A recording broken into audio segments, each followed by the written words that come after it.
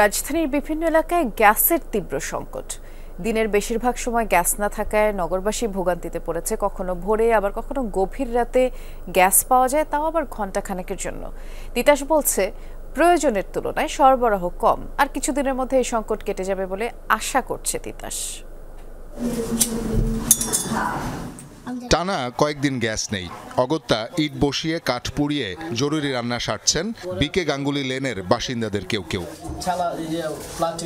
বাধ্য হয়ে অনেকে কিনছেন সিলিন্ডার গ্যাস, কেউ রান্না করছেন অবৈধ ইলেকট্রিক হিটারে, কেউ বা তেলের চুলায়।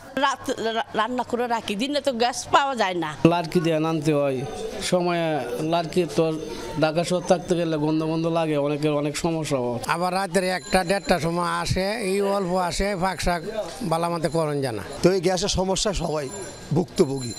পুরান ঢাকার বিকে গাঙ্গুলি লেন, গণকটুলি, নাজিরা বাজার সহ রাজধানীর অনেক এলাকাতেই বাসাবাড়িতে গ্যাস সংকট তীব্র। কি করব, কিছু তো করে পারতেছি না। বিল তো আমরা দিতেই আসি, বিল তো আমাকে দিতেই হবে নাকি? আমাকে বাল বাচ্চা নিয়ে অনেক কষ্ট। বিল দিয়ে যদি আমরা গ্যাস না পাই, অন্য যদি পদক্ষেপ নিয়ে দেখা যদি আমরা সিলিন্ডার ব্যবহার করবো, আমাদের পক্ষে তো সম্ভব না যে অন্য সিলিন্ডার ব্যবহার করব। সরকারে যতদিন না দিবে আমাদের কাছ থেকে বিল নিবে না। বিল দিব না, আমরাও বিল দিয়ে গ্যাস সিলিন্ডার চালাবো। ঘরে রান্নার কাজে ব্যাঘাত ঘটায় চাপ বেড়েছে এসব জায়গার রেস্টুরেন্টগুলোতে। কেউ কেউ বিকল্প ব্যবস্থা করছেন। মানে এইসব মনে হোটেল থেকে কিনে মিনা খাইতে হয়, রুড়ি মুড়ি খাইতে হয়, খায়ার দিন কাটাইতে হয়। আর কি করুন, বাচ্চাদের স্কুলে যাওয়ার সময় কোনো তাদেরকে কিছু খাওয়া দাওয়া করে দিতে পারতেছে না, হোটেলের খাওয়াতে তারা অসুস্থ হয়ে পড়ছে। বেশিরভাগ সময় দেখা যাচ্ছে আমরা বাইরে থেকে খাবার নিয়ে আসতেছি, তো এটা আমাদের জন্য খুবই কষ্টের হয়ে যাচ্ছে। এলাকার মধ্যে সবার জন্য, বিশেষ করে গত 8-10 দিন ধরে একদমই রান্না বান্না কারো বাসায় নাই। আমাদের কিন্তু কমার্শিয়াল লাইন, আবাসিক না। আমাদের বিল আসে হোটেলের 30-40 হাজার, 50 হাজার, কিন্তু বিল ঠিকই দিচ্ছি, গ্যাস পাচ্ছি না। তিতাস জানিয়েছে কমেছে গ্যাসের সরবরাহ।